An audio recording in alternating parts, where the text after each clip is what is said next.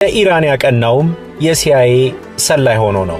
ትሩማን እንዳሉት የአሜሪካን ቀጥተኛ ጥቅም ለማስጠበቅ ይሁን አይሁን ግን ለይቶ መናገር ይከብዳል። ምክንያቱም በዚህ መሃል አንድ አገር ነበረች፣ ከኤምፓየርነት ወደ ሀገርነት እየተቀየረች የነበረችው ብሪታንያ።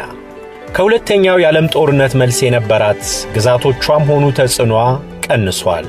ሀገራትን ለባለ ሀገሮቹ ብትመልስም የተወሰኑ ተቋማትን ለባለቤቶቹ ብታስረክብም በኢራን ያላትን ጥቅም ግን አሳልፋ መስጠትን አልፈለገችም።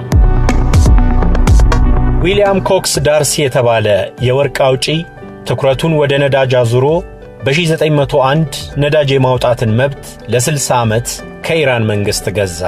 ለዚያም ወደ 50,000 ፓውንድ አካባቢ ከፈለ።